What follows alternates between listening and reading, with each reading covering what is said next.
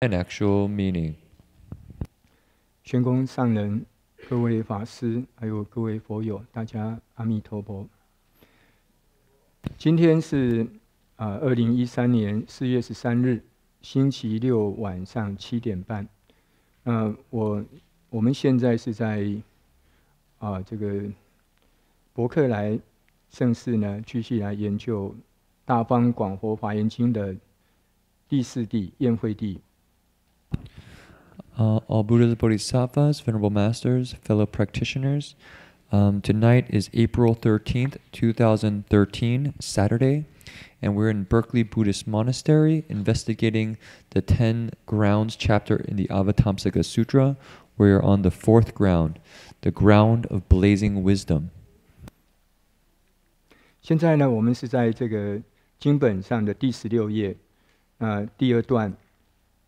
佛子菩萨住此宴会地开始。那上个礼拜，这个其他法师已经讲过这一小段。不过今天呢，我们会一开始把这个经文先念一遍，然后再从他们已经还没有完成的经文继续来讲解。So today we're on page 16 and 17. On 16 in the Chinese, we're on the last part of the paragraph, the second paragraph or third paragraph. And then on the English, we're on the bottom of the page as well. So we will begin by first reading the passage and then give an explanation. 好，现在请大家合掌，我们一起读经文。佛子，菩萨住此宴会地，以愿力故，得见多佛。所谓见多百佛，见多千佛，见多百千佛。乃至见多百千亿那由他佛，皆恭敬尊重，承事供养，衣服、卧具、饮食、汤药，一切资生，悉以奉施，亦以供养。一切众生，以此善根，皆悉回向。阿耨多罗三藐三菩提。于彼佛所恭敬听法，闻已受持，具足修行。So on the English, we'll begin with disciples of the Buddha. Disciples of the Buddha, when this bodhisattva stays on the ground of blazing wisdom, through the power of his vows, he can see many Buddhas. Specifically, he can see many hundreds of Buddhas. Many thousands of Buddhas, many hundreds of thousands of Buddhas, up to and including seeing many hundreds of thousands of millions of Nayutas of Buddhas. He reveres and honors them all, attends upon them, and makes offerings to them, offering up all the necessities, clothing, bedding, food, and drink, and medicines. He also makes offerings to all the many Sangha members, and transfers those roots of goodness completely to Anuttara Samyak Sambodhi. In the presence of those Buddhas, he reverently listens to the Dharma, and having heard it, he accepts it and supports it and cultivates it perfectly. 那首先呢，我把这段经文前面其他法师已经讲解的，我只大概讲一个意思，就讲到这个佛子。这佛子称的就是菩萨这个如果受过菩萨戒的人就知道了，如果你受菩萨戒呢，那就被称为佛子。那这个菩萨呢是佛的真子从佛口生，从法化生的，所以呢，他可以这个名副其实的称为佛子。那么菩萨呢住在这个第4地宴会地，因为他的愿力发了很大的愿力，所以呢，他能够见到多佛。就是很多的佛，那么所谓见多百佛，很多的这个百世界的佛，或是见多百千佛，见多百千佛，或是乃至见多百千亿那由他佛，就是无量无边的佛。这个菩萨呢，在宴会地都可以看到这么多的佛。So this portion of the text, the previous lectures last week already explained it. So we'll go over it very briefly. So the Buddha says here, disciples of the Buddha. Disciples of the Buddha refers to those who, you could say, take the Bodhisattva precepts. Because when you take the Bodhisattva precepts, you truly become you could say, a child of the Buddha, disciple of the Buddha. And you're born from the Dharma, and you're part of the Buddha's lineage. And so the Bodhisattva is basically cultivating with great vows on this ground of blazing wisdom. So therefore, he or she is able to see so many Buddhas. 那么看到这一段经文，其实呢，我们应该生出2种心。第一个就是随喜心，因为菩萨呢，他开眼闭眼就可以看到这么多的佛。但是呢，我们要看到一尊佛都不容易了，何况这个菩萨呢，他可以看见这么多的佛。所以，如果我们生随喜的心呢，我相信将来我们也可以看到这么多的佛，因为呢，我们不发嫉妒障碍的心，而是一种随喜的欢喜的心。但是另外一个心呢，我们要发什么？是一种惭愧心。这个为什么我们要发惭愧心呢？现在我们都在学佛，我们都在修行，我们都希望能够见佛，能够这个听到佛来讲法。可是呢，为什么见不到呢？为什么听不到呢？因为呢，我们的这个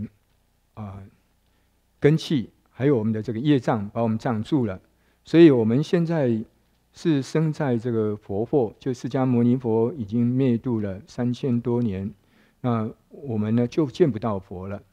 可是见不到佛呢，要怎么办呢？当然就是要修行。如果你修行呢，这个像第4地焰慧地的菩萨，到那种境界的时候，我们也可以见到这样的佛。所以这些菩萨就是示现，让我们知道说，我们如果要见这么多的佛，那也能够像焰慧地菩萨来承事供养诸佛的话，就必须呢一步一步的修行，才能够见这么多的佛。那么当然就相对我们要发惭愧心，因为我们现在见不到。既然见不到呢，就是要跟这些菩萨来学习。那这个时候呢，我们就知道应该精进的修行，才能够到这种境界的。So when we read this sutra text, we should have, you could say, two types of minds, or two ways, two aspirations, or 2 ways we hold our minds. The first is to rejoice, because here the Bodhisattva, with his eyes open or his eyes closed, can see so many Buddhas. And for us, just to see one Buddha is not easy. How much less so many Buddhas? So we really want to have a heart of rejoicing in their goodness, in this goodness. Because in the future, then we can see so many Buddhas as well. We do not want to have a mind of jealousy. We don't have to have a jealous heart when we see this. The second type of heart that we should have is that of shame and remorse. We should think, wow, how come I can't see the Buddha? I wish to see the Buddha, I wish to hear the Dharma firsthand, but I can't do that. We don't have this opportunity. This is because our own, say, good roots, our own roots of goodness are not deep enough, and our own karma is too heavy and obstructs us from seeing the Buddhas. Now the Buddha has already entered nirvana for over 3,000 years and is no longer here. So we can no longer see the Buddha. However, if we wish to see the Buddha, then we can cultivate the Bodhisattva's practices, and step by step, when we arrive at the 4th ground, we will see so many Buddhas as well. So since we cannot see all the Buddhas, then we want to learn how to do this. And here the Bodhisattva teaches us. So this is why learning this is very important. 接着经文就讲到说，菩萨呢见到这么多的佛以后呢，皆恭敬尊重，承事供养。那么我们都知道，如果我们要修行到菩萨的境界，或是到成佛，一定要修行普贤的10大愿。这个10大愿呢，在所有的经文里头，在处处我们都可以看得到。所以从这个经文里看到，要恭敬尊重，承事供养，这就是礼敬诸佛。那么礼敬诸佛的同时呢，我们也会称赞诸佛称赞佛的相好，庄严，或是他的种种功德。那么同时呢，要来承事啊，在佛的身旁呢来承事，那供养用种种这种香花饮食、衣服、卧具、汤药来供养诸佛。所以这就是已经包括了这个普贤大愿的前面的3个大愿。当然，如果说呢，像我刚刚讲的，我们读了前面这个经文，我们生了惭愧心、忏悔心，就是跟菩萨来比较，我们见不到佛，就是因为我们的业障障着，然后我们生在佛后，所以呢，我们生殷重的忏悔心呢，这个时候呢，就是普贤的第4大愿。然后呢，我们随喜赞叹这些菩萨呢，能够见到这么多的佛的时候，这就是第5大愿，随喜功德。So the next section talks about he reveres and honors them all, attends upon them, and makes offerings to them, offering up all the necessities, clothing, bedding, food and drink, and medicines. So here we see that the Bodhisattva is extremely reverential, extremely respectful, and makes offerings. So we can see this Bodhisattva state actually completely connects with the 10 practices and vows of Samantabhadra Bodhisattva. In his practices, the first number of them refer to this. The first practice and vow is to worship and respect all Buddhas. So we can see this Bodhisattva is extremely respectful and reverential. And of course, from there, there's a praising of the Buddhas, which is the second practice of Samantabhadra, or universal worthy Bodhisattva. The third is to serve the Buddhas, to draw near and serve the Buddhas, and make offerings of clothing, bedding, food and drink, and medicines, and all the various offerings. So this is the third practice of Samantabhadra Bodhisattva. Now what's the fourth practice? Well, the fourth practice is repenting and reforming. So when we just spoke about, if we have a heart of shame and remorse, thinking, wow, now the Buddha is already gone, and I do not have the opportunity to see him. My karmic obstructions are so heavy. I really need to be reflected within and repent and change. So this is the fourth vow and practice of Samantabhadra Bodhisattva. And the fifth practice is simply rejoicing in the merit and virtue, which has been spoken about before. So this includes all the first 5 of Samantabhadra Bodhisattva's practices and vows. 本来在这个所有的供养里头呢，所有有形有相的东西呢，都可以做供养。那这个供养呢，本来也有不同的比如说这个金钱的供养、食物的供养，乃至呢用法来供养或是这个像布施的时候呢，有法这个财施、法施，还有无畏施。那供养也是可以分成这3种，就是财施这个财的供养，那么法的供养，还有无畏的供养。那么所以在这里呢，我们可以看到，本来呢，当菩萨呢，他可以把他所有的都舍弃掉。他如果他有金银财宝，他不会执着这些金银财宝，他一定会全部来供养给佛。但是在经文上会讲到衣服、卧具、饮食、汤药，因为这个对一个修道人来讲是一个最基本的资生这种用具。那么这最基本的就可以维持我们的色身，让我们的色身呢不变坏，可以修行，那也不会产生这种贪的欲望。因此呢，这种供养是最恰当的。所以呢，在佛教讲4世供养，就是讲这4种。So for offerings, one can make all sorts of offerings. Everything that has form and appearance, we can make an offering of it. So the Bodhisattva can make offerings of money, food, drink, all the various items of material wealth. And also there's the offerings of Dharma. We know that there's the sharing of Dharma, as well as the bestowing of fearlessness, the gift of fearlessness. So there are these 3 types of giving, of offerings. That of material goods, that of Dharma, and that of fearlessness or courage. So this Bodhisattva is willing to give up everything. He's willing to give gold, silver, all his valuables to the Buddhas. That's no difficulty for him. But here, the sutra particularly mentions the 4 requisites, that of clothing, food and drink, medicines, and bedding. Why is this? This is because these 4 requisites are the most basic essentials for cultivators. They are able to help maintain this body so that one can then cultivate. They also don't cause greediness. And so in terms of a cultivator, these are the most appropriate types of offerings. 我们在很熟悉的普门品就会看到有一段经文，就是无尽意菩萨呢，他把他这个颈项上的这个璎珞呢解下来，然后呢来供养这个观世音菩萨。那这个供养他并没有讲说我是这个供养是价值100千两金呢，就是很价值的一个这种珍宝璎珞。但是呢，他希望观世音菩萨受的时候是什么？受此法施，是一个法的供养，而不是一种财宝的供养。那上人在解释这一段的时候就讲得非常好，就说因为呢，无尽意菩萨在做这样供养的时候，他不执着，所以这个供养就是一种法供养，而不是一种世俗的财宝的供养。因为这个财宝的供养是有限的，那么法的供养是无限的。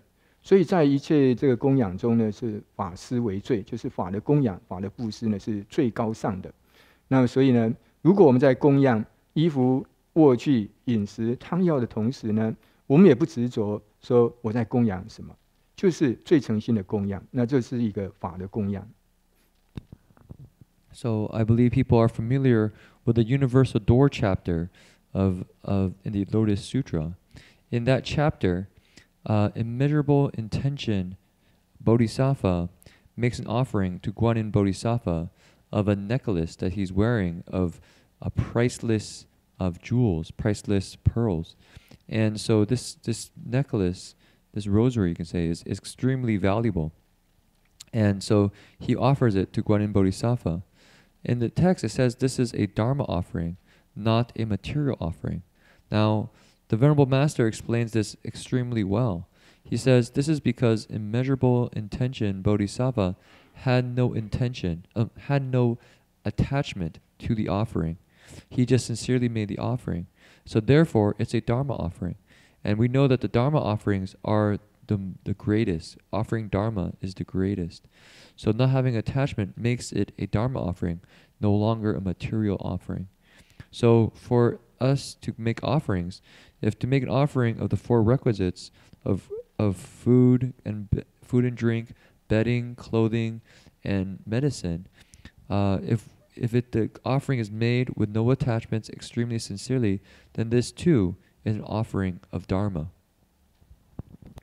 那么在经文上所讲的这个衣服呢，本来在印度的话，应该是讲这个3衣，就是5衣、7衣，还有这个大衣的话是9衣跟25条衣。因为在印度一带或是南传那边呢，天气很炎热，所以呢，很多比丘呢，他们只要有3衣就够了。但是在中国就很特别了，中国呢，因为气候呢在北方有时候很寒冷，所以你只穿这个3衣的话是不足御寒的。所以呢，有时候在我们的身上呢要穿更多的衣服，甚至棉袄。那这都属于衣服类。那这个衣服呢，在出家人来讲，就是只要蔽体，能够遮蔽我们的形体，那就足够了。因为这个衣呢是一个表法，就是所谓刚刚讲的这个5衣或是7衣，这个9衣乃至25条衣呢，这3衣，这个3衣在这个比丘的身上呢，它是有割节的。那所谓什么是割节呢？像刚刚讲的5衣呢，是它用5条布长的布呢，然后上面割节成2块，一长一短，所以这个5衣上就有10块用10块的这个碎布把它缝制成5衣。那么7衣呢是7条，就7个长条的，然后呢这7长条上呢，每一长条有2长1短，那就形成了21个这个21块布缝制成的，这就是七衣。那这个9衣或是25条衣，我举25条衣是大衣啊，或是叫主衣来讲。这25条衣呢，用25条长条的布，然后呢，每一个长条上面有4长1短，所以呢，总共在25条衣上就有125块的碎布把它缝制而成。那为什么要这样子呢？第一个呢，就是说，如果我们的衣服做得很漂亮，那人都会生贪爱的。你一定要把这个衣服呢做得又好看啊，又穿起来又舒服。可是呢，在佛制来讲呢，就是这个衣呢是遮蔽形体。第二个是一个表法，就是说比丘受戒以后呢，他就有这个3衣了。然后呢，这个衣上面的，我刚刚讲的，不管是10块碎布缝制而成的5衣，或是27块碎布缝制成的7衣，乃至这个125块碎布缝制成的这个主衣，它呢缝制起来以后，所以你看到我们这个身上这个衣呢，会有这样一块一块的啊，这个就像田了啊，就是我们农夫呢耕种的田，所以呢这个出家人穿的这个袈裟呢，就被称为叫福田衣。福田衣。那么在家人来供养出家人的时候呢，不管这个出家人他是一个凡夫僧或是贤圣僧，因为他是代表三宝，所以你供养他就有功德了。那这个就是说，他代表这个三宝来接受供养。So in the sutras, it talks about clothing, and for monastics, there's the three robes that monastics have. And during the Buddha's time in India, the monks only had 3 robes, and there's different types of them. There's the 5-piece sash, the 7-piece strip sash, the 9-strip sash, or the 25-strip sash. The 9-strip and 25-strip sash are all part of the larger, you can say the great sash. And so in India and in the southern tradition, countries, because the weather is warmer, they kept the tradition just 3 robes.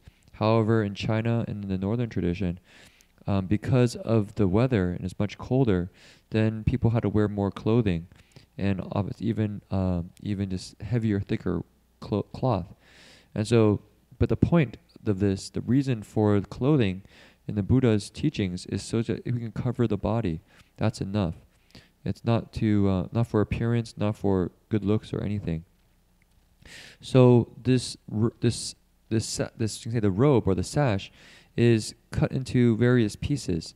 That's why we said that there's a robe that's the 5-strip robe or the 7-strip robe or the 9 or 25-strip robe. The 5-strip robe is basically cut so that it's 10 strips, and it's put together. So all together there's 5 strips, and each one has 2, a long and a short. So altogether there's 10 pieces to it. The 7-strip robe is 7 strips, and each of the strips has 2 long pieces and 1 short piece. So 7 times 3 is 21. So there's 21 pieces on this robe. As for the great sash, which is 9 or 25 strips, let me just talk about the 25-strip sash. The 25-strip sash, each strip has 4 long and 1 short, so it makes 5 per strip. So 5 times 25 comes up with 125 pieces. So this has 125 pieces. So the purpose of the sash is that it's not supposed to be really attractive. It's not supposed to be really attractive, because that will cause people to have a greedy mind, a seeking mind. Rather, in the Buddha's regulations, it's simply a way to cover the body. Also, it is a symbol. It's a symbol of the monastic life, a symbol of a bhikshu and a monastic. And if you take a look at the sash, the sash has squares on it, which Fan Washer just demonstrated. There's squares on it. And what this is supposed to represent is a field, a field where you plant crops. And so this field is, the sash is also considered a field of blessings. The reason is because the laity can make offerings to the Sangha, and the sash is a representation of that. It's a field of blessings. And so, although regardless if the monastic is awakened or not, is a sage or just an ordinary monastic, still they represent the three jewels. It's a representation, it's a symbol of the three jewels, and is a place that one can make offerings. 那么出家人接受这些衣服的供养之后呢，为了防止呢，他心里生出一种贪爱，或是想要把它做得更外观的更华丽，或是呢穿起来更舒服，因此呢，佛制上还要这些比丘呢把这个衣呢给坏色。所谓坏色，就是说要它的颜色呢不好看，或是跟世俗这个的人呢，他的衣服呢是不一样的。譬如说在印度呢，一般人穿的是白色的衣服，所以呢，这个比丘的衣服就必须要把它染坏色，染成三种不同的颜色，像青色、黑色或是木蓝色。那这样的话呢，这个颜色不好看，但是呢，穿起来还是就是对这个出家人来讲，他没有这个好看不好看的问题，那这样就可以破掉一种自我的执着。那么，所以在《梵网经》也特别讲到，说呢，在所有的国度中比丘所穿的衣服应该与他的那个国家的俗人的衣服有异，就是说不能跟世俗人所穿的衣服的颜色样式是一样的。所以呢，你可以看到这个出家人呢，穿的衣服就是很奇怪。所以，像那个我举一个例好了，因为从911事件以后这个美国呢机场海关呢他们在检查就非常的严格。我记得以前呢，如果你进出机场不会这么慎重其事的，那个海关呢看到你是一个出家人或是跟宗教有关，他们还是有相当尊重。可是经过911以后呢，看到这个出家人穿这样子，他们就有一点类似这个中东的那种这个中东人的服饰了。所以我们在通过海关的时候就检查的特别严格，即使你通关的时候那个金属测验的都没有发出声音，还是又有一个人呢在你身上呢做全身检查或是到另外一个机器，他用风呢把你这个所有的衣服都吹起来这是我曾经都经历过的。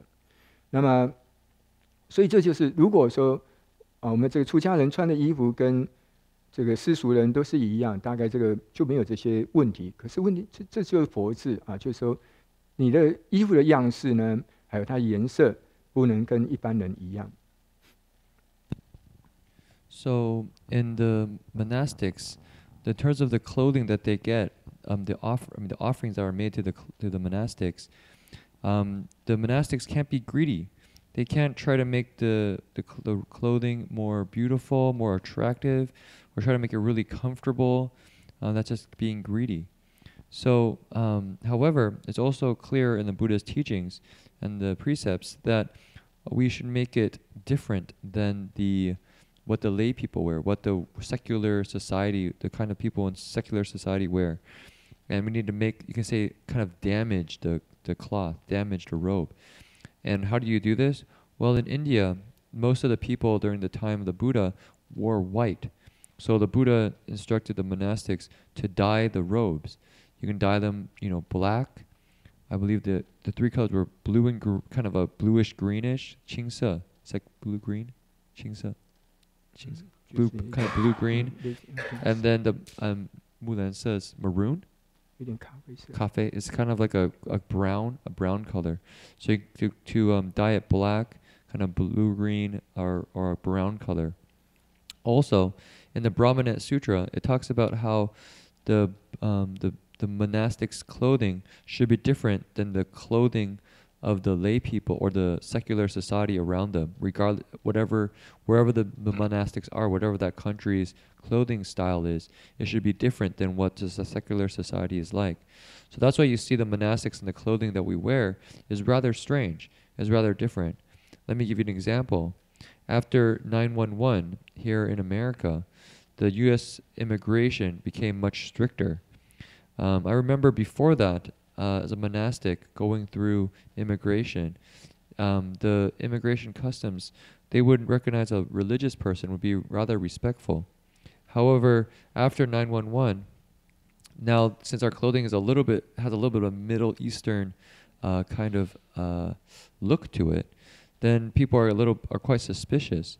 And so whenever we go through the customs, it's always a lot more strict. And they do a full body search regardless if I walk through the metal detector and there's no alarm. They always do a full body search, or they ask you to go to another room, and there's a machine that blows the clothing. And so this is why our clothing looks rather different. Now, to say, oh, that's maybe more convenient, we can just wear the clothing of regular people, of secular people, this would be against the Buddha's regulations.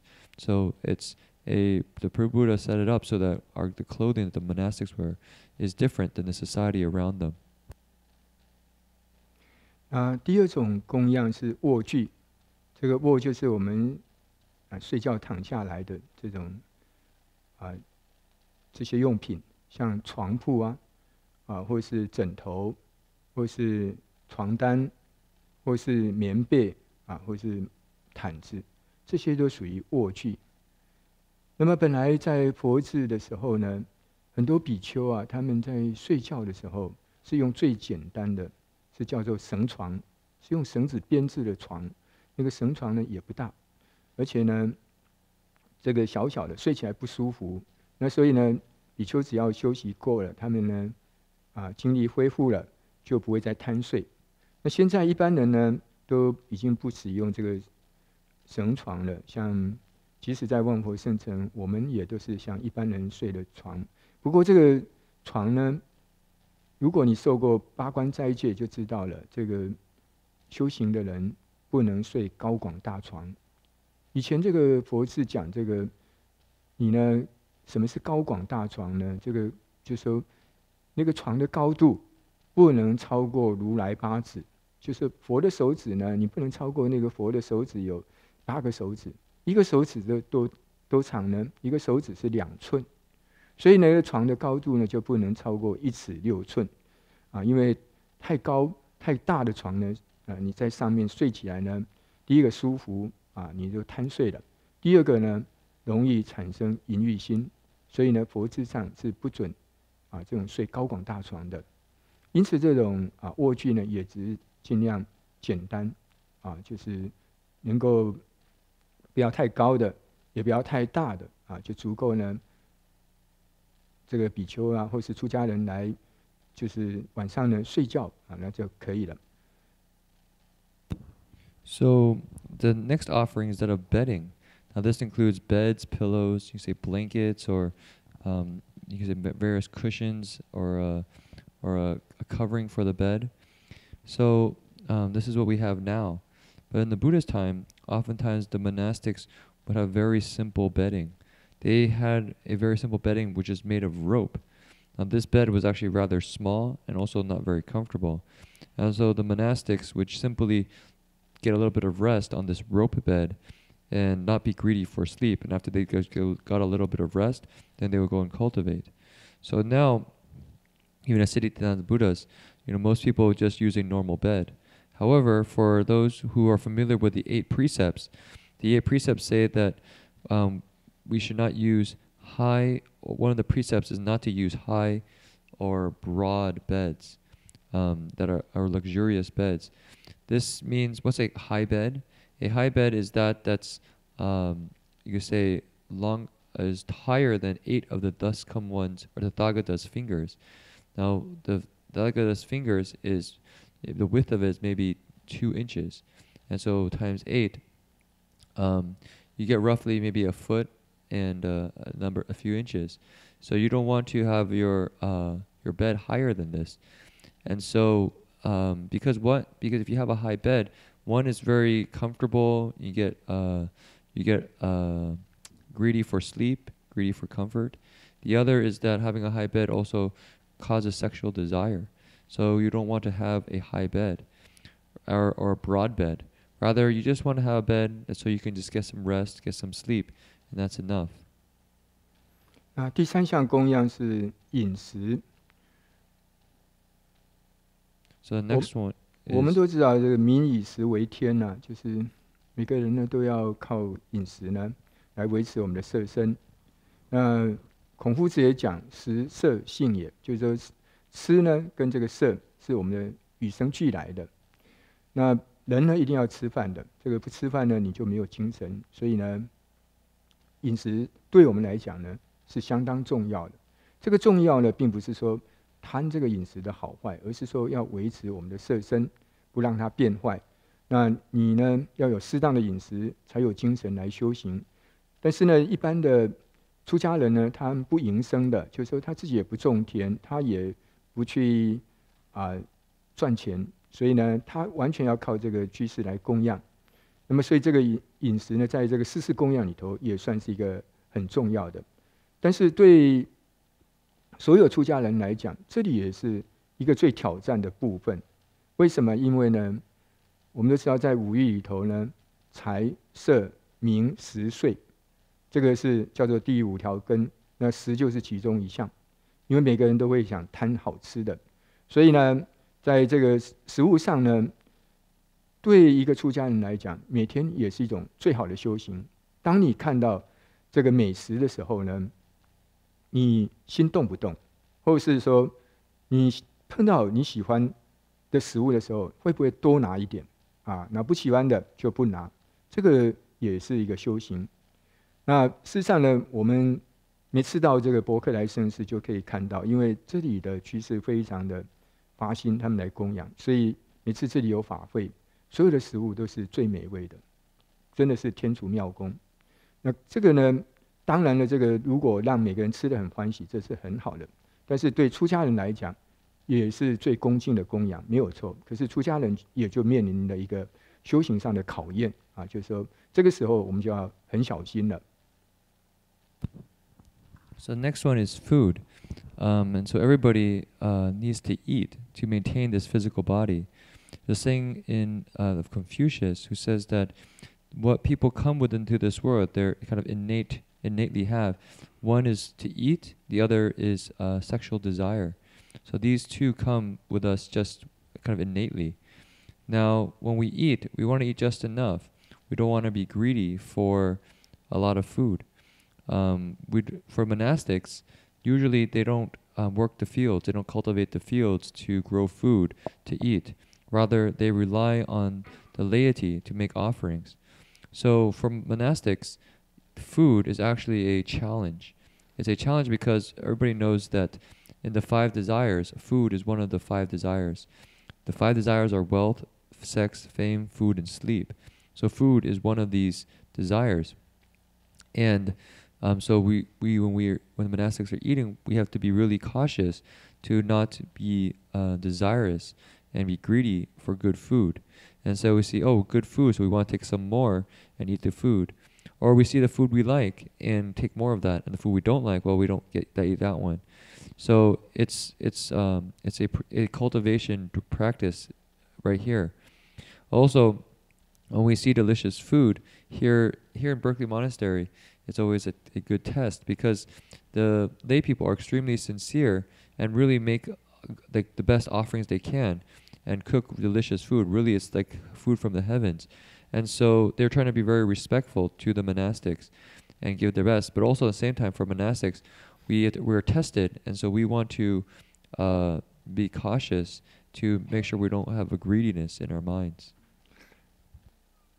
那么在饮食上的供养，对一个出家人是非常重要的。在《法华经》里头呢，就有一个故事，这是在第27品，叫妙庄严王本事品。在这一品呢，就讲到说，在以前呢有4个比丘，那么他们在一起呢修行，他们希望呢能够很快能够证果。可是呢，必须呢，如果你要修行呢，应该是在一个极静处，就是比较安静、适合修行的地方。所以呢，4个比丘呢，他们就结伴到深山里头去修行。可是呢，因为到山里头修行，就远离了聚落，就是没有村落。既然没有村落，你要托钵呢，也不容易。那要这个居士来供养也不容易。所以呢，这4个比丘呢，生活呢就有困难了。这个时候，他们在修行上也产生了障碍。这个时候，就有一个比丘呢，他就发大心了。他说呢，我们4个人现在在一起，如果再这样修下去的话，那最后我们不但不会成道果，而且呢，我们4个人都要饿死。因此，这个比丘就发愿说：那我现在呢，我就牺牲我自己，我就还俗去了。那我去赚钱来供养你们3个。因此呢，他就到城市里头呢，去做苦工，然后呢，把他赚的钱呢，来供养这3个修行的比丘。因为这3位比丘呢，有人供养了，他在饮食上没有这个困难了，所以呢，他们很用功的精进修行，很快就证圣果了。那么这个发心来供养3个比丘的这个还俗的比丘呢，有一天呢，他在街上，那看到国王来出行了，然后国王的这个卫队呢，仪队非常的庄严，然后国王在这个车上呢很威风。那国王的这种所谓他的财富呢又是无量的，这时候他就打了一个妄想，就说我现在这么辛苦才能够供养我这个同修来修行，那如果我有像这个国王的这种财力的话，那我不是可以就更容易的来供养这个修道人吗？所以他就打这样的妄想。后来呢，这个还俗的比丘呢，等到他往生以后呢，因为他供养了3个正果的比丘，所以呢福报很大，而且他打了这个妄想，以后呢他就生生世世都做大国王，财富无量。可是因为呢豪贵学道难，所以呢他呢慢慢的就这个道心也退了，就不知道他过去生中是一个比丘这个做国王呢就做到有一点这个乐不思蜀了，已经不知道怎么修道了。那么其他3个比丘因为正果了，他们有天眼，就观察到说，原来这个比丘呢现在都在做国王了。如果呢他不再修行的话，以后呢他还是在6道里头轮回。因此呢，这3个比丘呢，他们也发大愿要来度化这个比丘。所以呢，有一个呢就来做他的妻子，叫净德夫人，在第27品。那么另外2个呢做他的儿子，有一个叫净藏，有一个叫净眼。那么就来度这个妙庄严王，度这个国王。那么这个国王呢最后呢他就醒悟了所以呢他也出家去修道，最后呢他也证圣果了。那从这个故事我们就知道说，这个出家人呢，他受这个饮食的供养有多重要，因为没有饮食呢也不能修行了。所以呢，世事供养里头呢，其实呢每一个都是相当重要的。So in the Lotus Sutra, it talks about one of the chapters discusses about making offerings of food. This is in chapter 27. 27品 actually it's the roll 27. 妙庄严妙庄严王 the King of Wonderful Adornments chapter or roll. And so in this one, there are 4 monks, 4 bhikshus who go and cultivate. And so when they cultivate, they want to cultivate in a quiet place, not in a noisy place. So going to a quiet place, they went to the mountains, and it was very secluded. And there it was difficult to go on alms round. There weren't very many lay people around. So it was difficult to get enough food to eat. So over time, they thought to themselves, this is not a very good method because we will just starve to death and we won't have any accomplishment in our practice. So one of the monks, one of the bhikshus thought, okay, I will sacrifice myself. I will go back to lay life and I will go work and make offerings to you 3 so you can cultivate. So that's what he did. He went off to the city or town and he did a lot of difficult work, kind of heavy labor, and made some money so then he could make offerings to the 3 monks. And so these 3 monks were then very vigorous in their practice now that they had an offering. And so they all realized levels of sagehood. They all became sages. So, however, this monk who had returned to lay life, who was now working as a layman, he one day on the road saw a king pass by. This was a very great king, and he had a very, you can say, impressive entourage. And so this layman was extremely impressed. He thought, wow, this king is really got limitless wealth. He's got so many followers. And so he had this false thought. He thought, well, if I was a king, then I can make offerings to I can make offerings to the Sangha without any difficulty. I wouldn't have to work so hard, and I could make great offerings. And so because of this false thought, and also because of his merit and virtue for making offerings to the three monks, he, in his future lives, was a great king for many, many lives. Now, as we know, once you get a very comfortable situation, then your resolve to cultivate ends up becoming less and less strong. So over time, he just forgot that he used to be a monk and he needed to cultivate. And so he was just enjoying his life as a king. Now, these three bhikshus, who all realized levels of sagehood, used their heavenly eye, their spiritual ability of the heavenly eye, and saw that their fellow monastic cultivator in the past had become a king, and that he had forgotten to cultivate. So they made a vow to save him, to help him. So what did they do? They vowed to become members of his family. So in this chapter of the Lotus Sutra, one became Jingde, his wife called Jingde. The other two became his sons, Jingzang and Jingyan. So these three all came and became his family members, and they encouraged the king to cultivate.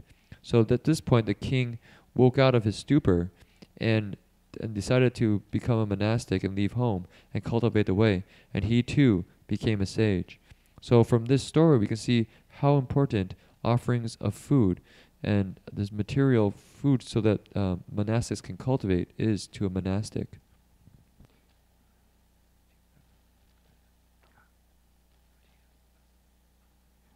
因为今天呢，来法师呢，他刚好到伯克莱圣寺来了，那他答应跟大家做这个法布施，所以我们想把剩下的时间让来法师呢跟大家结法缘。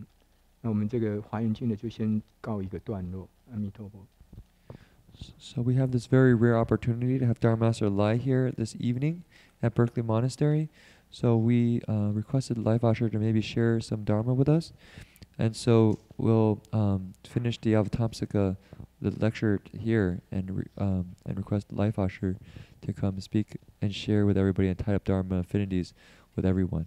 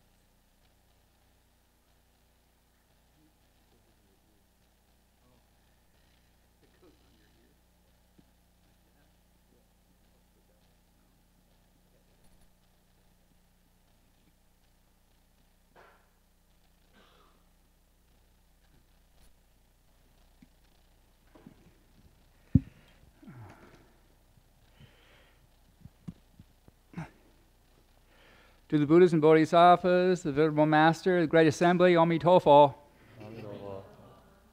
They asked me to come talk to you, and I don't know what good that'll do, frankly.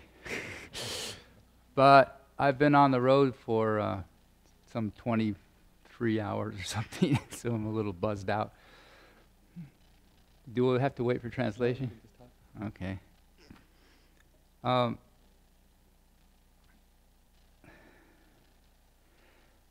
Every Saturday, they have lectures for everybody on the web, which is really great. It's people from all over the world get a chance to see the Buddha Dharma. And usually Dharma Master Sure is here to do that, which he will be back, I believe, on the 16th. and he'll continue to be your lecturer. Right now, I came from Washington State. We have a retreat up there, Snow Mountain Monastery. And we also have a temple in Seattle, Gold Summit Monastery. So I'm usually around there taking care of things. And we're mostly, because it's been a winter, and it's very simple, we do a lot of, I say we, me, do a lot of meditation, things like that in the wintertime, and practice Chan. Many years ago, Shifu told me to find some property up in that area of the mountains and get some property there so we can have a Chan monastery there for people who want to cultivate Chan. And I'm not very scholarly, so I can't talk to you about sutras very well. I'm afraid it pretty well makes me kind of useless to you. But I can tell you some stories that I've experienced with the master. When I first started to stay at the old Gold Mountain in Mission District, San Francisco, I started living there as a layperson and would really practice Chan like crazy. And every time we do a Chan session, in those days we did 21-hour sits. We 21 hours a day, which is how Shifu set it up. I don't know why they're changing it these days, but I don't run things, so they can do what they want. But Shifu used to have it set up so we do 21-hour sits. And not all at once. We get up and walk every hour for 20 minutes. But we sit for an hour, walk for 20, sit for an hour, walk for 20. Then Shifu would come in usually 2 or 3 times a day during these Chan sessions and give a kaishur, a talk, mostly about Chan. But I was really attached to that Dharma door. And I used to sit all night and just stay there all 24 hours. I didn't even bother leaving the Buddha hall. And the master came by one time when I was sitting there, facing the wall. We had Chan benches against the wall, so we'd all face the wall in those days. And he would see that I was sitting there with my teeth clenched hard, trying to concentrate on my Wato. And Shifu would bend over and goes, "What doing?" Shifu, "I'm trying to Kai Wu." He says, "No, stupid. You don't Kai Wu this way." He says, "The more you're attached to Kai Wu, the less it will ever come in your way." He says, "And also don't be so attached to Chan. Doing Chan is just doing any other of the practices. You should not be attached to any practice. If we're bowing, then you should bow. If we're reciting Amitabha, you just recite Amitabha. If we're doing Chan, you just do Chan. Everything is, basically, there's no such thing as a Chan school. There's no such thing as the Amitabha schools. There's no such thing as the teaching school. All these schools are made by people because of their attachments. When the Buddha was in the world, they didn't have any schools. And so he talked the Dharma. He spoke the Dharma. He spoke the sutras. And so these are just expedient devices anyway, so don't be attached to them. And so from that I learned to be patient and to realize that everything is, as Shifu used to always say, everything's hanhao, everything is just okay. Whether you're walking, sitting, or lying down, everything is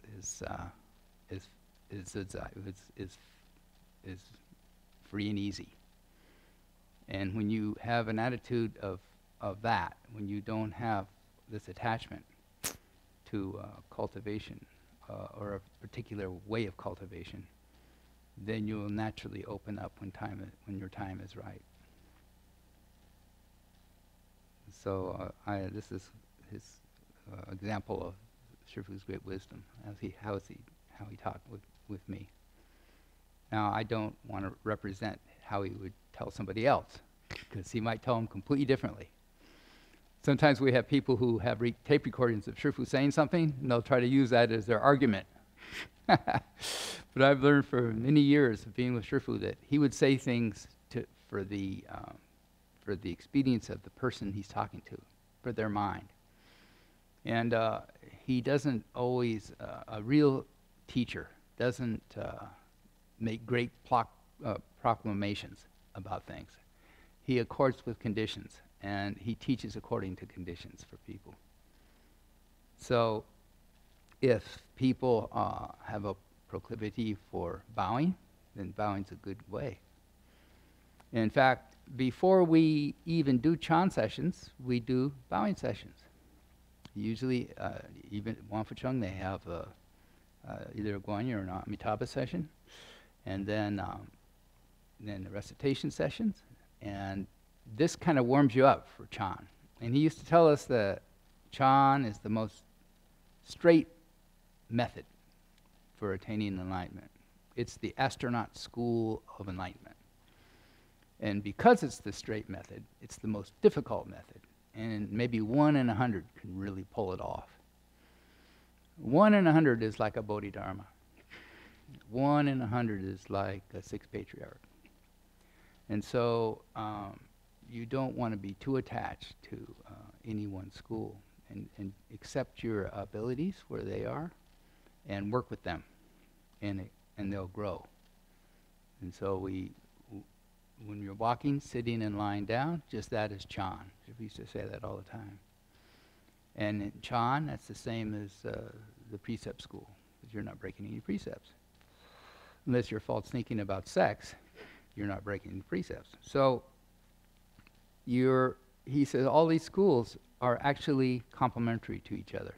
The Chan school, the teaching school, the precept school, the Pure Land school, and the secret school all intermingle and are complementary to one another. And if you're really cultivating, you're happy to do any one.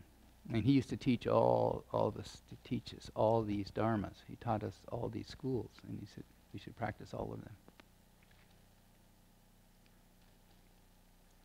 So that's my little talk. If anybody wants to ask a question, they can ask a question.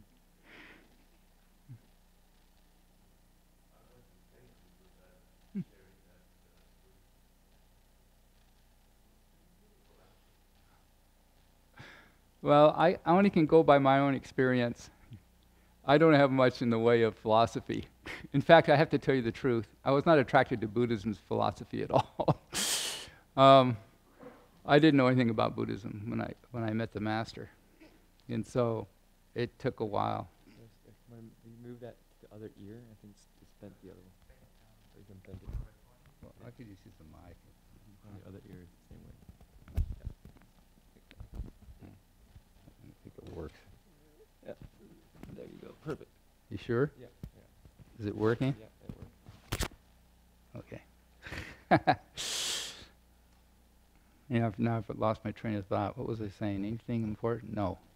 Anybody else have a question? You didn't like Buddhist philosophy? Yeah. I mean, I was attracted, actually, to tell you the truth, the only thing I knew about Buddhism was what I read from Gary Snyder, the poet, when I was only about 23. But I was up in Friday Harbor, San Juan Islands, up there, and I read his Rip Rap book, his poems, and the 27 poems of Han Shan of Cold Mountain, who is one of it's in actually VBS number 27.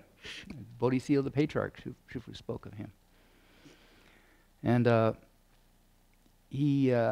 that's why I said, wow, because he was a kind of a scruffy old monk who lived up in the caves in the Tiantai Mountains and used to come down to a monastery there and beg for food and then go back again. It was about 22 kilometers from the temple, so it was like a full day hike just to get down there. And his buddy, his pal, was a kitchen worker by the name of Shirda, which means pickup. And Hanshan, which means cold mountain, used to come down, and they would both laugh and have a great time together. And this really excited me when I read this from Gary Snyder's interpretation. He was the first to kind of popularize Buddhism for me, so I got interested that way.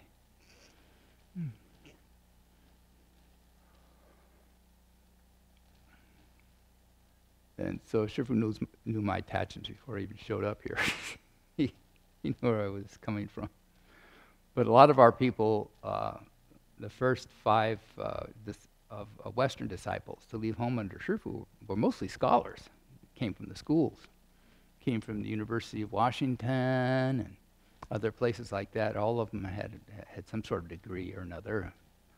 Ron Epstein had multiple degrees. He was a full doctor by then. And I know that, so that was a whole different approach, and equally as valid.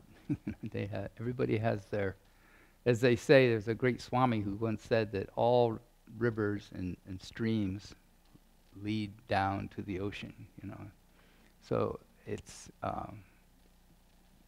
there's infinite Dharma doors, and everybody will naturally become down the Dharma door that they have most conditions with.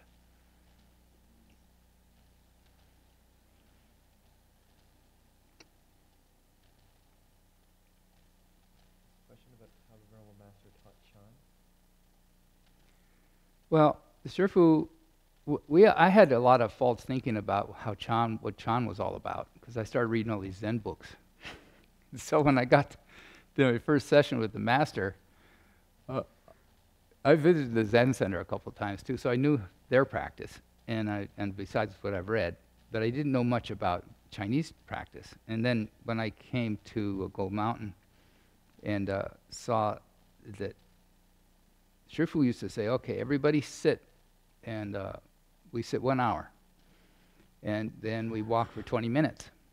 And he says, but if somebody nods off a little bit next to you, and they're not disturbing anybody, you can leave them alone. But if they're making noise or snoring or something, you need to wake them up. I said, whoa. I thought, wow, that's very casual. But then I didn't realize what 21-hour sits a day meant until I started doing them. And then I said, whoa, this is serious, Chan. The Shifu wanted us to wake up. And so I started to learn that it's who your teacher is. You know, if you have a good knowing advisor there to watch over you, that's what you really need. It's not how you practice. You know, it's not like, oh, am I doing so many breaths an hour or whatever, or counting my heartbeats or whatever. This, you know, everybody. In fact, Shifu would sometimes give us instructions on what we should concentrate on, or what's called a wato, or the meditation subject, which is, you know, universally it's who, you know, I mean, who is this person sitting here? Which seems like a ridiculous question to begin with.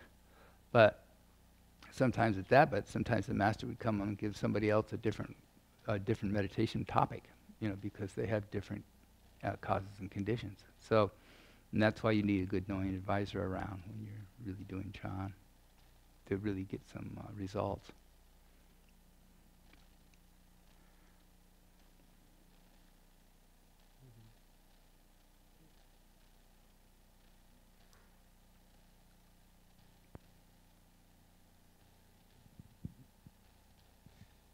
我今天呢，终于第一次有机会坐在来法师的旁边来问他一个问题，因为这个问题在我心中很久了。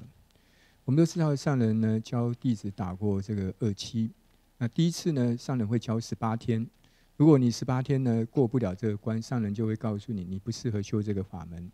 18天过了，上人就会要他的弟子继续修35天的。那我知道来法师呢，他好几次呢打过2期都是35天，那所以呢他是对这个打2期我相信很有心得。另外一个，我因为发现来法师呢，他对这个吃东西呢真的是有功夫的。为什么？因为我在万佛圣城每次呢看他回去了，他就拿了一个碗，然后就随便装点东西，坐在那边，哎，我们都还在吃，他有时候就已经吃够了，就已经那个吃饱了，或是不需要了。那这个让我很怀疑，第一个他这个身体很高大，照道理呢很需要更多的食物，可是他吃的是比我们更少。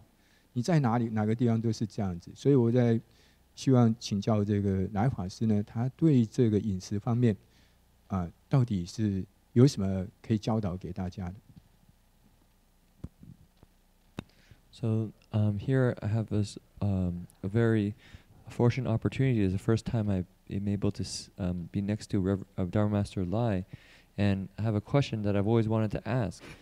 I know that the Venerable Master, he taught there was a fasting dharma of fasting for 18 days, and if one's suitable, and then they can go forward and fast for 35 days.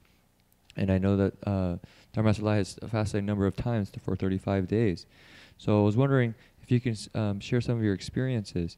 The other is that on terms of food, I also see Dharma Master Lai also has some skill here in the sense that when it's time to eat at the city of 10,000 Buddhas, oftentimes you just get your bowl, you get some food, you eat enough, and then you're finished. And oftentimes we're still eating.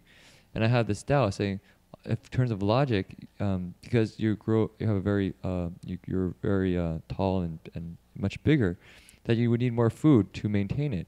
But it seems like you eat a lot less. So I was wondering if you had any instructions on food and eating.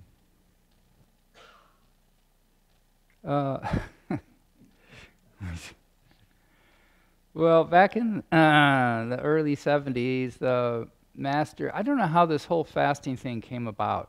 I'm trying to remember. I think that, who might remember? I'm sure was there. All the original people, Uncle Gui tried to do it. Who else was there? Hung Kung, he's, what's his name? Richard Josephson. But we started, some people, I guess, asked the master about it. I don't know if the master actually brought it up himself, so I just don't remember that well. But anyway, this whole fasting idea came forward. And so the master said, okay, those who want to fast, you can start by doing 1 week. You can do like a 10-day fast, week to 10 days. You don't need any special instructions for that. Anybody can do a week to 10-day fast without making a big deal about it.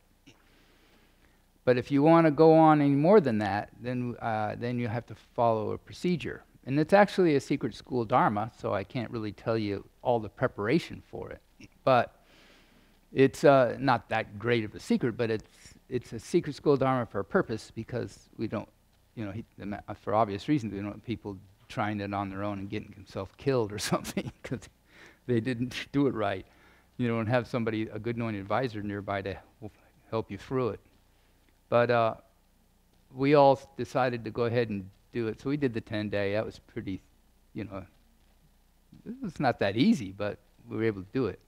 And then a couple of months later, we decided to ask the Shifu if we can do the 18-day, which is apparently what they do is you have an 18-day, a 36-day, and then later a 72-day, which really is a lot. And then after that, there's a 6-month fast.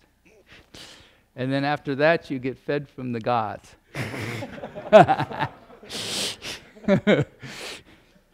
And there was actually a bhikshuni in Hong Kong who actually achieved that. She lived in a cave and was able to get, she got the food from the gods. So, certified her. But we had, I did 18, and I think Hung Guan was with former Hung Guan, former Hung Kung, and that's us 3. Who else? I'm trying to remember. My memory's not very good. I know that Hung Sure tried it, but after about 10 days, Shifu came up to him and said, fasting is not your Dharma door. And told him to stop. And so is everybody, that's what I mean, everybody has different Dharma doors. Everybody has different proclivities. So we kept going, plugging along. I did the 18-day fast. And after about 10 days, which is the hardest part, as I remember, the 10 days is the hardest part. Your greed for food gets pretty intense 3 or 4 days into this. Because we practiced, this was during a Chan session we did this. And we were required, if we wanted to do it, we had to stay with the assembly. We couldn't go off by ourselves, and we had to do what the assembly was doing, including go to lunch. So we had to sit there in the dining hall, like everybody else is eating, and just sit there and smell all those smells, and try to keep focused on your meditation topic without letting your greed mind take over, which is really hard to do in the first week or two. But after about 10 days, it settled down quite a bit, and everything kind of started to shut down. So I didn't really have a lot of greed for food after that. And a lot of strange dreams and all kinds of weird things like that, especially dreams. You have some very strange dreams. And a lot of strange desires in terms of eating. Like I told the master, I said, Shifu, I keep having this dream at night that I want to have a blood red steak. He says, it's all this animal stuff you ate in the past coming out of you. He says, it's just you're expelling all this all this meat eating karma. You're just expunging it, getting rid of it. So that was what happened with that. So after about 18 days, I said, oh, good. This is the last day. Then Shifu told us, okay, the way you come off a fast is you don't just start wolfing down food. You have to come off very, very slowly. And I said, oh, that's okay. I mean, we're kind of used to this now. And so he says, you can just have some rice joe. And rice joe is nothing more than soupy rice. That's all it is. It's just rice. No salt, no soy sauce, no nothing. Just the white rice, too. He didn't even want us to use brown rice. It's just bleached out white rice. And make a joe out of it and just drink it. And nothing else. And after about the 3rd day, you can put little slices of apple in there. And then after the 5th day or so, you can start eating a little bit of food every day. And don't drink too much water. And so I have to tell you, that was the most difficult thing to do on the entire fast. It was coming off the fast, not going on the fast. It's coming off the fast. Because your body comes back alive again, and it becomes this fierce demon that wants you to run around and grab food. And it's really powerful. Your desire for food wakes up, and it just... Hung Kung, he couldn't take it. He broke into the refrigerator and just... and he got really sick. And Shifu had to come and help him, Shifu said he almost died from that. You could kill yourself doing that. So it's very dangerous to do that. But to me, that was the most difficult. And after a few more months went by, we did the 36-day fast together, the same group of us. And that was also the same thing. And that became difficult in about the 3rd, 4th week. We became extremely weak because all your energies, you don't have any energy, and your body's feeding off your brain by now. It doesn't have any food, so it's starting to eat the protein out of your brain. It's just going after you. That's how you die, typically from starvation. But if you settle your mind down and slow your metabolism way down, you can do like a bear. You can hibernate, in a sense. You can hibernate your body down to a very slow metabolism, so it doesn't... It's not like a protester. You read about protesters dying from starvation. They'll go on a protest starvation diet and they'll die. It's because they have all this anger energy in them and they don't know how to cultivate. And so their minds they eat up all their protein real fast and die. But because we had our master with us and taught us how to slow our system down to a very slow rate, we can do it. But we still were required to maintain the Chan session. And, getting up and walking for 20 minutes was almost very, very difficult after 4 or 5 weeks of fasting. You don't have much strength. So you're kind of dragging yourself around the Buddha hall trying to get up. It's really hard. And so we did that 3 or 4 times. It was really, really tough. That I remember that I kept telling Shifu, I feel like I'm 90 years old. He says, yeah, really? But he says, yeah, that's how it is. But I also got a very clear mind. You get very clear, because you're basically on survival mode by now, and your whole brain is completely aware of everything. And by the time we were done with that fast, we all looked like we just got out of a prisoner of war camp. I mean, we were really skinny and bony, and so my mother, she came to see me, and she was horrified. But yeah, so it's.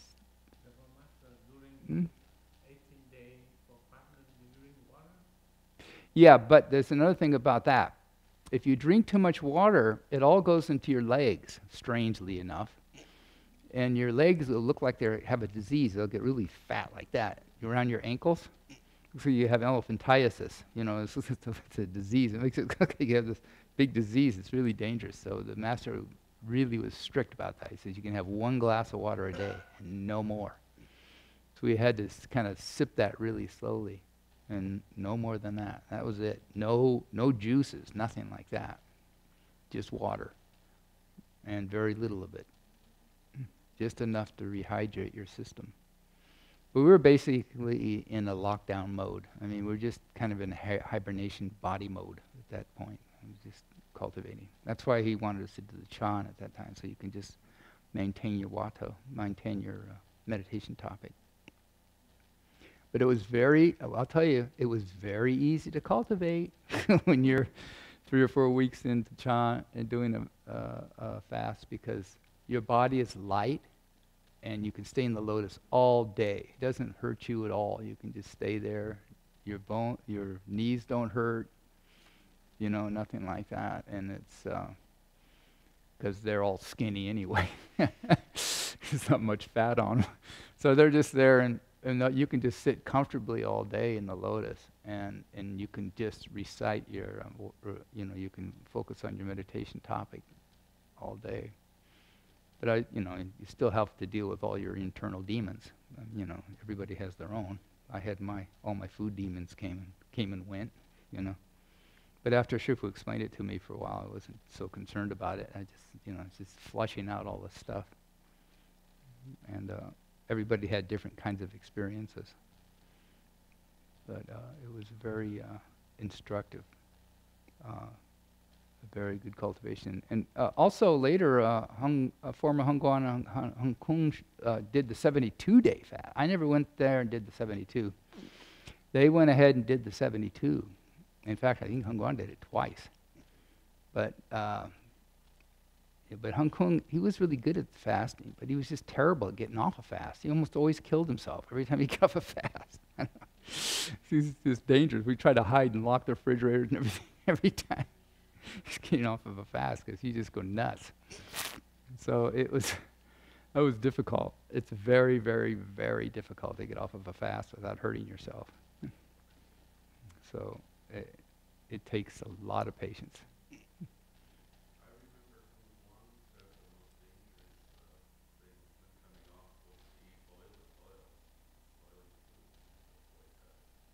Yeah, I mean, the master said just after 3 or 4 days, you can put little slices of apple in your joe, in the rice joe, in the rice mix there. And then after, you can slowly build that up with other things. But yeah, you're right. I mean, you don't want to get into the big, the normal stuff we're used to, with the spring rolls and stuff, even though you're dying to have one. You have to just be patient, until... It takes a week, a couple of weeks, by the time you're ready to start eating anything with oil in it, at least, to be safe. Of course, you can't tell Hong Kong that. He wouldn't listen to you. Shifu saved him more than once. Yes?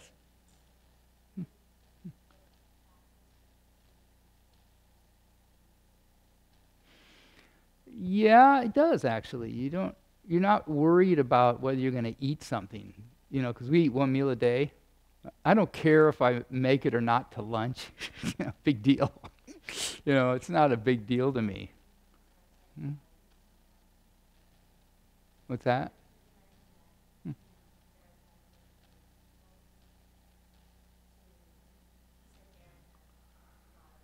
Well, when you're fasting, yeah. I mean, especially in your first week to 10 days, and all your desire for food is still strong, and then you go into the dining hall, all those smells come wafting up at you. You're going, ugh. You try to sit there and keep your samadhi going. That's not easy. Yeah, and Chirfu insisted we did that too. He said that's part of the practice. Yes, it definitely does knock down your desire for food. He says mostly it's breaking your attachment to attachment to this, to the body, to the mind, and to your physical. It also makes you not so afraid of death. And so, after a while, I mean, we all fear it, but it's something that we are familiar with. And it just makes you, it makes you less desire for food. You can take it or leave it most of the time, Didn't mean that I wasn't greedy for food, because I definitely had my moments. But it just made it less, I could take it or leave it. I could have got to lunch today or not. I don't really care. So.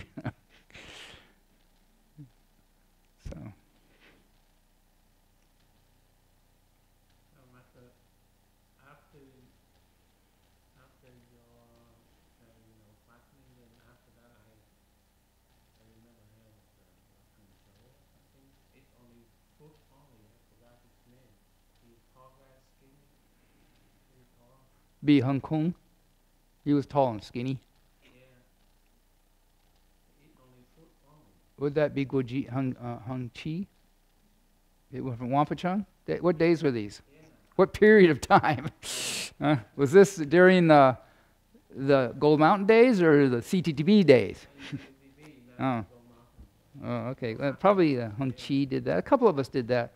One time I made, a lot of people were doing this during the Gold Mountain days. A lot of people would come up to Shifu before we'd have a lecture. People would come up and either do a repentance or make vows. They didn't have to, but they did. It was kind of the sport of the time. So we'd have people would come and ask and say, okay, I would like to do this, make this vow to do this, And so I thought I had this really cool one. So I went up and said, I'd like to make a vow to only eat raw food, no cooked food. So Shifu sat there and said, okay. And then 2 or 3 or 4 weeks later, Shifu says, why are you eating this kind of food like this? I said, I don't know, Shifu, I thought it would be good cultivation. Stupid. Stupid cultivation. What kind of a stupid vow is this? So, but he let you do it anyway until it kind of sort of like feed you enough rope until he goes, whoop. Yes.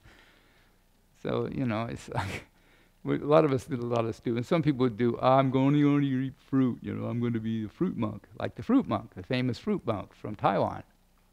And maybe you know about him, maybe you don't. He was a cultivator that lived in Taiwan, and you may know about him. And I got to go with Shifu and visit him one time.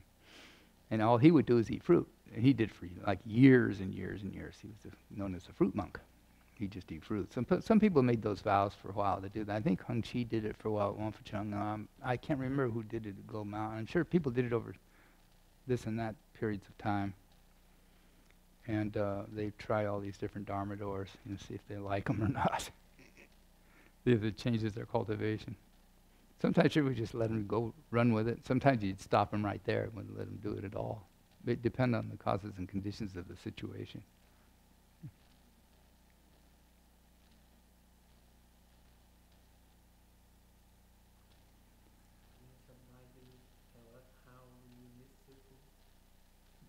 How do you miss him? Yeah.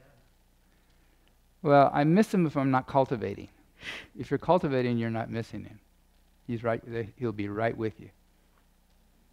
You know, a bodhisattva, Shifu's a bodhisattva, and they will come alive as soon as you really cultivate the way.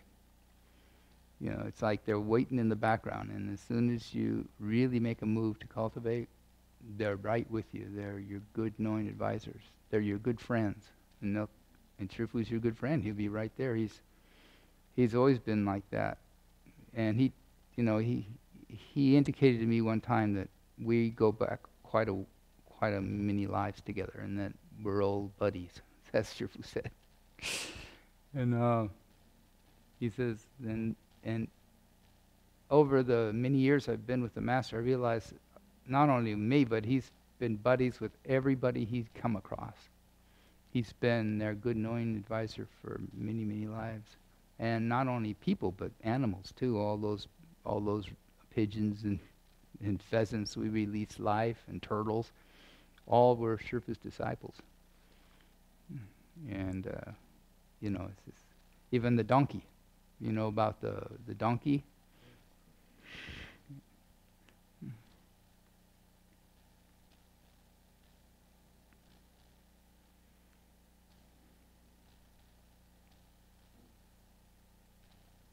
It's like that, I was telling you before about the Hanshan stories. There was an Nchurda and Fangan, who was pickup stick. Fangan is big stick.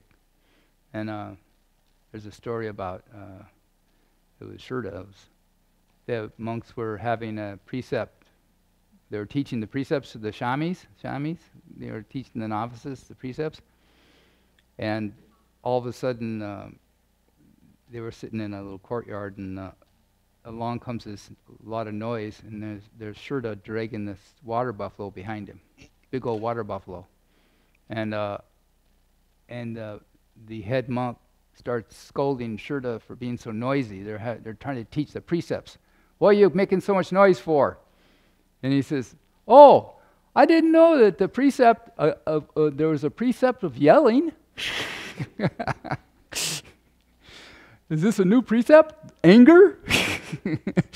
And then he says, then he went over to the water buffalo and started scolding the water buffalo. You see why you're a water buffalo? Because in the past lives you were always angry. And the water buffalo started crying. And then he started walking away. So it turned out that Shurda was a transformation body of Samantabhadra. And that Hanshan is a transformation body of Manjushri. And Fangan, who also was the monastery, it was a transformation body of Amitabha. So these kind of things happen all through the history of Buddha Dharma. And this is the same with Shifu. If you're missing Shifu, it means you're not cultivating. You know, if you're all sad and crying because Shifu's not here, it's because you're not cultivating. Take a look at your own, turn the light around, look at yourself. Why are you crying and being all sad about it? You should be cultivating, and Shifu will be right with you.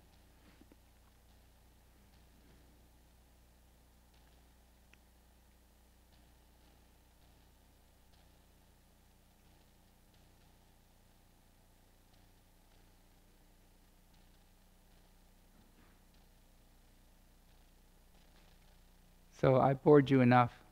We could all take a break.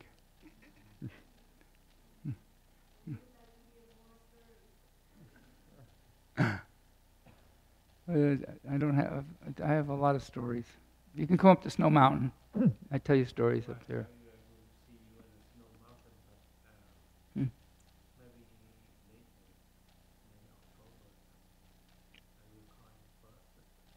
Yeah. Well, Hung Shure's going to come up. He has to, in September, he's going to come up to Vancouver. We're going to do opening light at Gold Buddha Monastery there. They rebuilt the Buddha Hall there. And he'll stop. We'll have him stay at Snow Mountain for a couple of days. And in June, end of June, June 29th, Hung Sun from Avatamsaka Monastery in Calgary is going to bring about a dozen or so people to Snow Mountain for a 4-day recitation session And that's why that's why I brought the truck. I got to go pick up a tent for that occasion. But in that area, are there any hotels close there? Hmm? In your mountain, don't see any hotel. Hotels? Would you like a Hyatt Regency?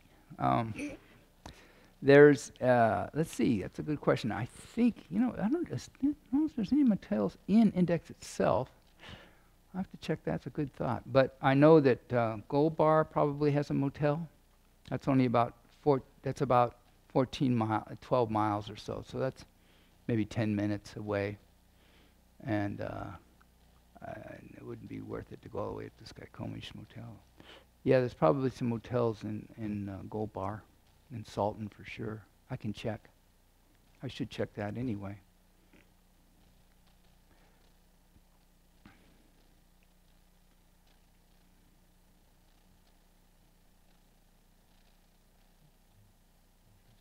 Okay.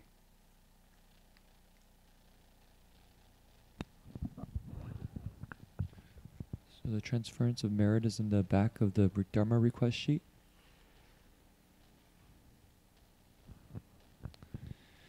May every living being, our minds as one and radiant with light, share the fruits of peace with hearts of goodness, luminous and bright. If people hear and see how hands and hearts can find in giving unity, may their minds awake to great compassion, wisdom, and to joy. May kindness find reward. May all who sorrow leave their grief and pain. May this boundless light break the darkness of their endless night. Because our hearts are one, this world of pain turns into paradise. May all become compassionate and wise. May all become compassionate and wise. So we stand in 3 bows.